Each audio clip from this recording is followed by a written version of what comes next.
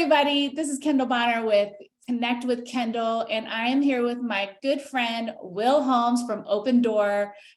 He is the head of partnerships, recently having gotten another promotion. So congratulations to you, Will. Thanks, Kendall. Thanks for having me. Appreciate it. Yeah. You know, you oversee product strategy, growth, and you also enable your partners, from what I understand, to help build their brands and grow their business by working with OpenDoor. You now run a team where you start as a team of 1 to now over 20 people, and you focus on working hand in hand with hundreds of agents and brokerages of all sizes, including builders and other online companies, to help them help consumers at the end of the day achieve their real estate goals. So it's such a pleasure for me to have you on Connect with Kendall, and I'm so grateful to have you here. So wonderful. I've been looking forward to this. Thanks a lot, Kendall, for having me. You and I met on the Inman stage, had the pleasure of interviewing you, I think, a couple of times now at different Inmans, and it's always on a panel. And so for me, I wanted to get with you one-on-one to just kind of dig into your story, share your story, and hopefully allow other people to see the humans behind these big corporations, the leadership and the heart behind it. And I thought it'd just be good to sit down with you and just learn more about your journey, your leadership, as well as like your heart for the consumer and for the agent and the real estate industry, because I know you have a big one for it. So thank you. Wonderful. Appreciate it. Yeah, let's get after it. I'm really pumped to have this conversation and kind of share my journey, share a bit of perspective, and like delve into some of these topics. So really excited to get going. Perfect. So let's start with the journey. Tell me a little bit about from college to present. Like, what does that look like? Well, I grew up in Montana. So I really feel as though like that kind of, I feel like I'm kind of grounded in the middle part of the country and the needs of and wants of everyday kind of American. I ended up going to college back east at Syracuse University. I studied in journalism and political science, but quickly learned that sales was a particular passion of mine. And so I took my first job of all places in Las Vegas. I worked for a freight forwarder. So I was shipping basically crates and boxes around the world, trade shows. So I'm used to you talked about some of the conferences that you and I cross paths in. That's a world I've been doing my entire career. Did that for a year. I decided I want to go pivot into financial services. And I really kind of got going in my career actually about 4 or 5 years into it, working for a financial company in San Francisco, where I started as I wanted to be part of the action, and I started as a research assistant. And 7 years later, I grew to being the chief of staff for a very formidable investment company. After 7 years, I decided I needed to take a break. I left with a passport, a backpack, and a one-way ticket. And a year later, found myself going through 43 countries around the world, all the way from the Middle East to Africa to Europe to Asia to South America. Just kind of figuring out what really hurt me up, as well as getting a different perspective on a variety and kind of potpourri, a cornucopia of a bunch of different experiences, both for myself, but also for the cultures and that I crossed along the way. And then returned back to that and joined up with a couple colleagues that were at OpenDoor who recruited me to the company. Started on the partnerships team, and I've been there for 4.5 years, and really, really excited about what we're doing at OpenDoor at that. But I like to my journey, not just one river, but a number of tributaries that have taken me back to the source along the way. But really, really, yes, it's been quite unique. It hasn't been a straight line, but I wouldn't trade anything. Wow, like that's amazing. I mean, how many people can say they've been to 43 countries, and that does not include the US, I imagine, right? So like, no. Yeah. No, I've actually been to roughly about 60 countries total, but on that one particular trip, I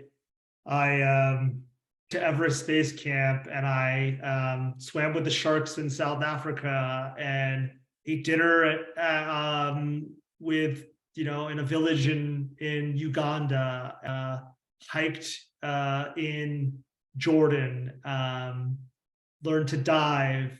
But it was probably more the kind of met along the way, in addition to the experiences, and that really kind of bring about a little bit of humility and a little bit of like kind of a bit of a shock, if you will, about seeing things through other perspectives. It's amazing when you stop like ingesting like the media, or you don't care about the sports team you follow, and you kind of learn some additional kind of interests. The whole world kind of opens up, and I think it was really great that at midway through my career, I kind of took that year off to kind of reset. And I think it's hopefully made me a better contributor, better leader, better team member, better friend along the way. And I'm just, was really privileged to be able to do it, but I've tried to make the best of it. So, yes. Wow.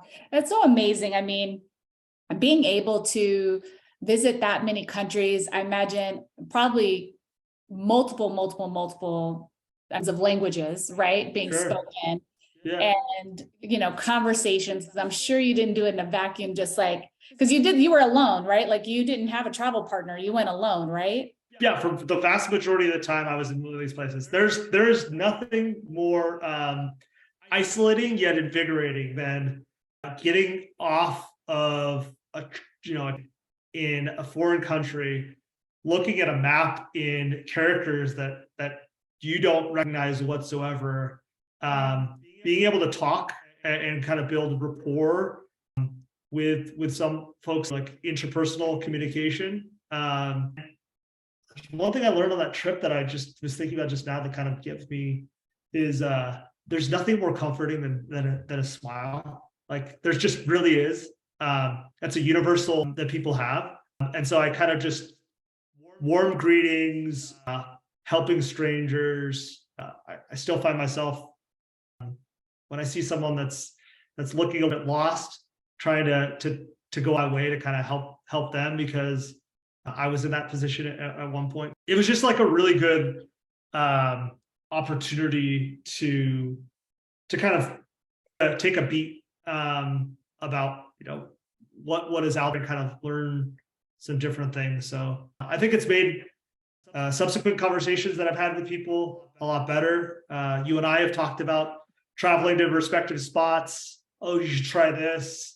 Oh, go to part of town. It's not a well-trafficked part of town, but it's really beautiful. Just an opportunity, and I love kind of sharing it with people. So yeah, I mean, and just from listening to you, I can hear the empathy that that added to your life, Yeah. I mean, it reminds us all just how privileged we are in the US. I think going outside the country, outside our walls, I mean, not like we talked about earlier, it's not that there's not problems here in the US, or there's not challenges, or there's not really tragic stories, but like we've talked about before, there's perspective, and that greater perspective that grows, and even more empathy for what's happening locally when you can think about the stories and the scenarios and the relationships globally and the impact, because America just has such an influence and an impact on the rest of the world. I mean, we're talking about influencers. I mean, we're the most influential country in the world, so many ways. And I'm sure it was kind of weird too, like going to other countries. I know when I went to London many years ago now, like 20 years ago, I remember going there and I was like, well, they do it wrong. First of all, they're driving on the wrong side of the street.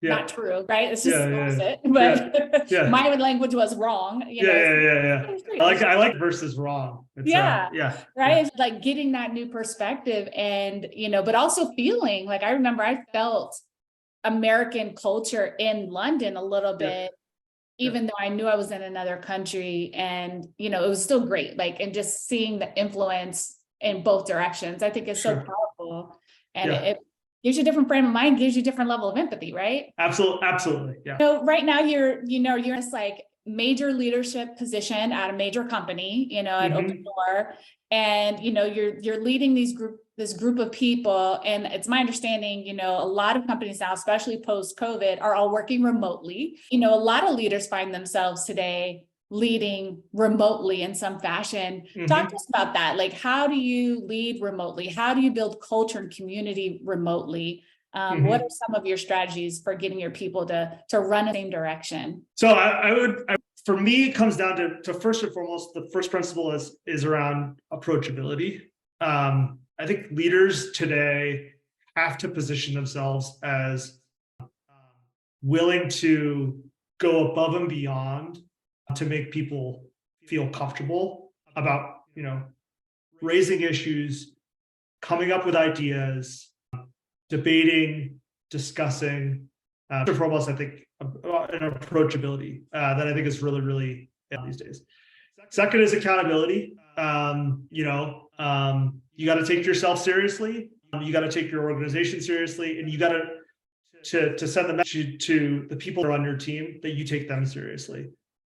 And I think that comes from being thinking about how their contribution to the business and your contribution to their success. For me, I have this kind of approach where I, as a leader, think about what I call like freeing up the athletes, right? My job is actually to work on behalf of my team members, free up their blockers, their needs, so that they can do their jobs better. I think it's very easy to think that as you become more senior within a company, you start thinking about folks working for you. But what you actually have to think about is how are you working for your teammates, for your colleagues. Those approachability and accountability are very, very, very important. Third would just be action oriented. Folks want to see that you can work alongside of them, that you're not just a manager, that you are helping, particularly in the we're seeing right now. You are advancing them, picking up slack, filling in white space, willing to raise your hand when there are gaps in coverage, that you can be, in some respects, oftentimes a player coach in those conversations. So, approachability, being, action oriented, and then accountability are the three kind of things I think about with leadership right now. That's so good. Actually, I love everything you just said about that and having those 3 A's. Even just the piece that you were saying about being a good leader also means like serving others. I've been saying forever. I was like, that's been probably one of my most valuable lessons as I've grown in leadership, is that being a great leader is being a great servant to others. And being service oriented and taking care, helping people. And I love that you talked about like kind of unlocking them so that they can run, right? And so being their roadblock, let's unlock them. Let's get out of their way. Exactly.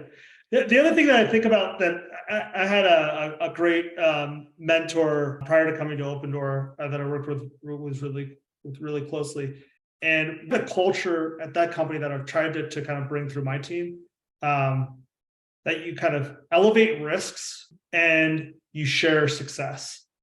Successes that have, as personally, you should do whatever you can to kind of share those successes, knowing that you didn't get there by yourself. And so when we milestone or achieve something great on the partnerships team, that's not just a Will Holmes achievement. That's a team-wide achievement. But with that, the reason why you can do well is you have to create a culture where folks are willing to elevate risks or concerns and feel comfortable and vulnerable, comfortable say, hey, this isn't working right for me. I'm not doing this as an excuse. I'm not doing this to kind of the buck, but I need help here. And you want to learn about those things as early on as possible. It's a lot easier to fix things when someone elevates a risk or concern early, as opposed to waiting. The longer they get, the more difficult it is to kind of unwind someone's practices. It's difficult to unwind a mistake. with the, sweeping under the rug or digging yourself a hole. So I really do, elevating risk and then sharing success is a really important like cultural thought process that the leaders, I think, need to start really kind of emphasizing with their teams. That's so good. That also just honestly, it makes sense coming from you, considering your experiences. I'm hearing the empathy. Like I hear that approachability concept comes from a place of you having been really impacted from your travels. I feel like with that empathetic heart that allows you to say, hey, listen, I need to prioritize my people and helping solve because they need that in order to achieve their success. And I think only empathetic people can come with that kind of heart to want that for the people that they work with. And I think people respect that. I'm sure your team respects you greatly. I've talked to a few of them and I know they love you. So now I understand even more deeply why, because I think that's a pretty powerful leadership approach. So kudos to you. Thanks, Kendall. Yeah, no, I companies a lot of times based on the people. The work it becomes some respects. You ask folks like, why do they stay at companies for as long? I've been at OpenDoor for 4.5 years. That's a lot longer tenure than a lot of us in property and technology and real estate have been in some places. Agents change from brokerages to brokerages rather frequently. I've stayed in place 4.5 years. Previous role, I've been there for 7. You surround yourself with good people that you like problem solving with. You like succeeding alongside their success is my success. There's actually word called Ubuntu I learned on my travels where it says, yeah, your success is my success. Is a concept, a concept, and it's an important. People feel good. People want to work in a. We started this by asking about like remote. It's more difficult in remote, but you got to be able to be available on the want to talk. Some people want to text. Some people want to do video conference. Other folks get a real surge out of seeing you in person. Other folks get excited about being invited into conversations and getting exposure into things that they would otherwise have not been, or they don't think that that's what their job has been, and it opens up to other things that are happening within the company. Yeah. I'm really big on that one. I had the benefit of some mentors and roles over the years, kind of bringing me into conversations that I had otherwise no expectation, or frankly, some respects, no right to be in. And I remember one time someone asked, well, why is Will here? And very sternly, my boss looked at the other person and says, because I asked him to be here. Yeah. I wanted him to be here. Yep. And I just remember that moment as being like, this person trusts me. They have faith in me, that I'm not going to do something that is detrimental. And that they must be having me here for a reason, for me to learn or position me as someone with credibility. So I'm going to make the best of that opportunity. That's awesome. Yeah. I think good leaders build leaders, right? And they recognize other leaders and they support that. Listening to you right now, ironically enough, literally today, I finished a book, and I don't know if you've read it or not, but if you haven't, I recommend you read it because I think you can relate to it, identify with it. And it like instantly taught me a new skill. And the book is called Whale Done, WHALE. Yeah. It's a leadership book by Ken Blanchard. Have you heard of it? No. Oh my gosh. Go pick this up. Listen to it on Audible at like 1.5 speed. You'll get it done in like less than 2 hours. It's like a good commuter, Audible to listen to. It's full of stories, but it's a leadership and management book that talks about, it's similar to what you described, just like recognizing and amplifying the greatness in others and calling it out and like acknowledging it, building up the recognition of the success. And it's like making it like, hey, kudos to you. Good job to you. You did that, and just kind of training. It's like, it's literally about how they train whales and and you can't to them, right? So you have to find these other tactics and strategies to help bring people up and get them, participating and rowing in the right direction. But I think it's so in alignment with what you've just been talking about. I think you'll really enjoy it. And I really did. It was really a good read. That actually reminds me of something I would think about as you said that.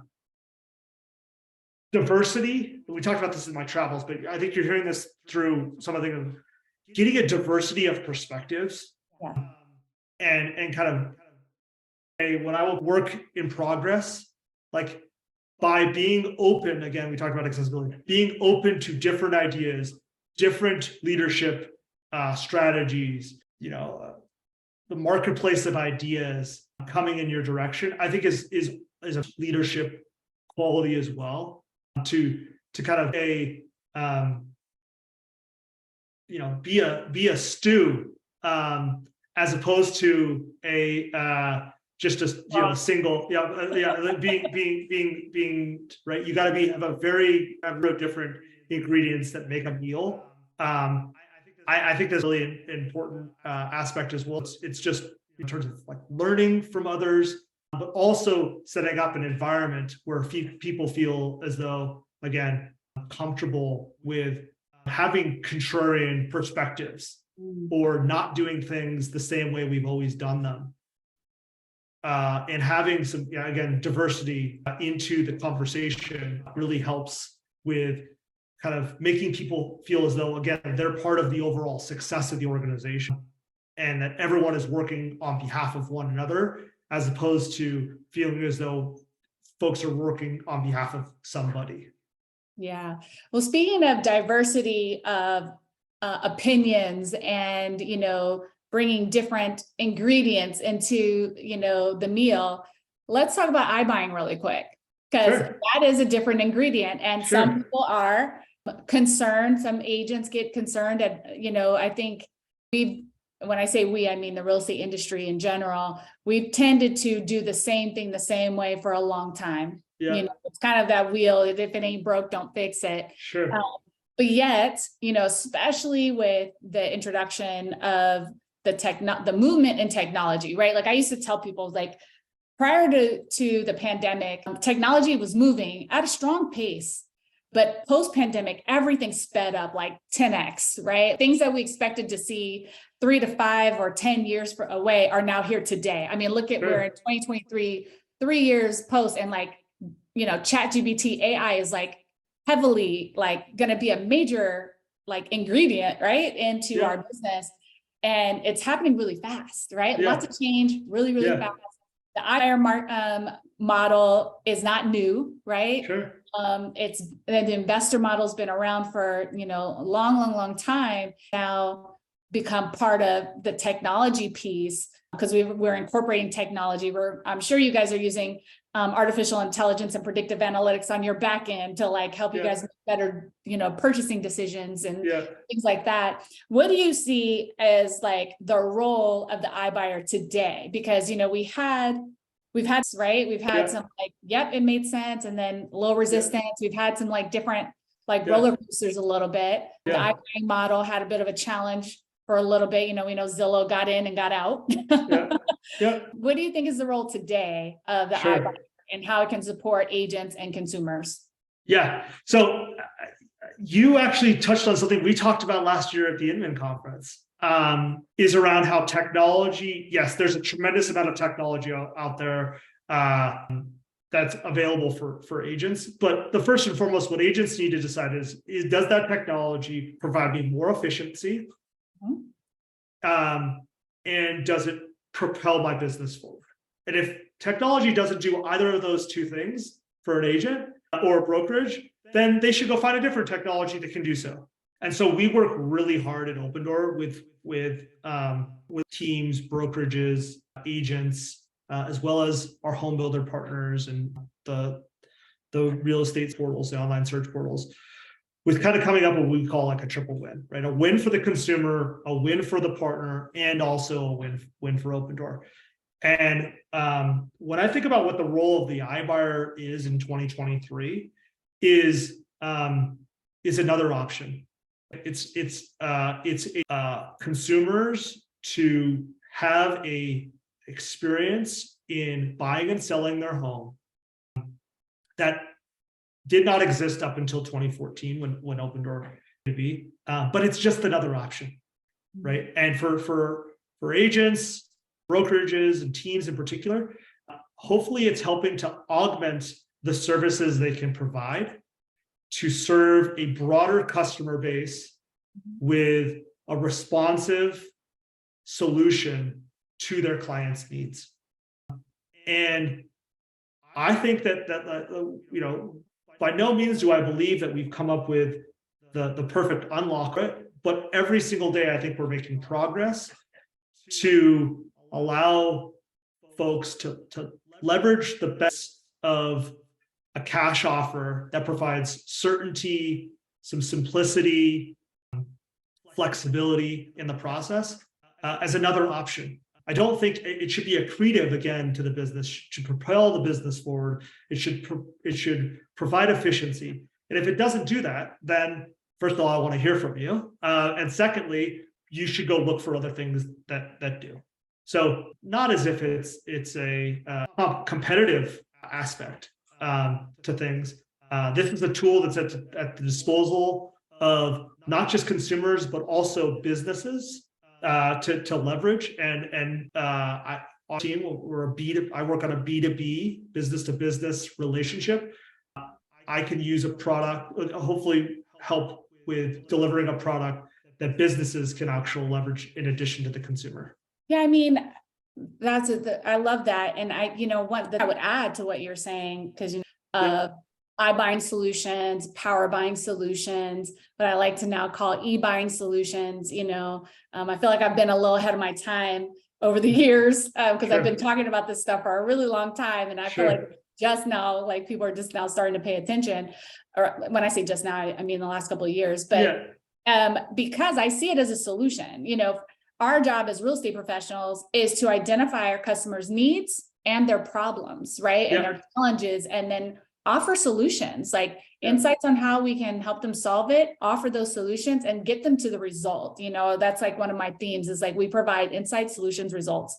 And I've been saying that for years because I incorporate these alternative models, not because I expect every customer to participate, but because the reality is those customers are investigating anyway. And we as real estate professionals, if we don't get on the front end of this and start being the educator and the advisor, and that means advising the customer on all their options, not just the one that makes us the most money, right? So it's okay if we make a little less money, as long as our customers getting their needs met. They will turn into raving fans and they'll thank us because they're like, hey, I know that this solution, and not to say that it's all about commissions or anything like that, because it's not. But, the point is saying that our goal ultimately is to help people regardless of what we think might be their better option, because sometimes our option puts our customers at a disadvantage, right? Like, I shouldn't even say our option, our traditional ways, right? Like we can't keep pushing the traditional way. That consumers want options. They want flexibility. They want to look at a spectrum of options and decide on what's best. I mean, teams I've worked with over the years that have been resistant, and then all of a sudden they say, oh my gosh, like I've been I'll give you a couple examples. I've been trying to work with this elderly family for a couple of years that's looking to downsize of their home. But the wife is very concerned around having people into their home. Cleanliness is a very important aspect to her. And so showings was something that just I couldn't do. But with OpenDoor, you can do a inside video tour, and we'll value the home from there. Or there's a job relocation, military transfer that's happening, and I know I need to get my family to this destination on this particular time, on this timeline, and I need to sell my existing home to that. OpenDoor is a great option. Home builders, there's a match between agents and home builders where they're providing a tremendous amount of incentives right now, but folks are going to have to be able to deliver to purchase a home and close on the home that particular timeline that the home builder needs in order to lock in those incentives. Well, if you need a quick close with how long we're starting to get longer days on market with homes right now, OpenDoor can be a solution for that. So again, those are just some use cases. The traditional process serves the wants and needs of a wide variety of folks, but it doesn't solve every need for every single consumer. And this just helps as another, tool in the arsenal for folks. And I think that's with iBuying. I think with power buying, like I think the consumer is, as you said, they're doing their own research, but they're looking for an expert and a strategic advisor that's like helping them through the process. And I think agents are a key component into that experience. And then what's your next project or investment? What's next for you there? Well, my wife and I just had a baby, so I guess that's my newest project. 8 weeks old. I'm first-time dad, learning on the fly, learning through, learning the world, seeing the world through her eyes. Definitely being humbled day in and day out on, how to have that interpersonal kind of relationship with my daughter. So that's a big project. We've announced recently some new features or partnerships with agents, a promotion where we're offering agents 3% on sales to OpenDoor. We've expanded our loyalty program to include buy-side transactions in addition to sell-side transactions, and we just announced a national referral program. So that's keeping me quite busy on the work front. But I think that I'm certainly, the project I have on my hand is making sure that my 8-week-old is growing and having a great go with her. So I know, it's so lovely. I'm so happy for you guys. Thank you. And it's a roller coaster parent having an 18-year-old and a 16-year-old. Sure. But I wouldn't trade it for anything. I love my babies and they're the best thing, one of God's best gifts to me. So I totally understand your excitement. I'm happy for you. Well, thank you so much, Will. It's such a pleasure. Thank you so much for sharing your story. Sure. I'm so grateful. I appreciate you. And I can't wait to see you at Inman this year because I'm sure absolutely we're together. Yeah, wonderful. Look forward to seeing you too. Thank you. Bye-bye.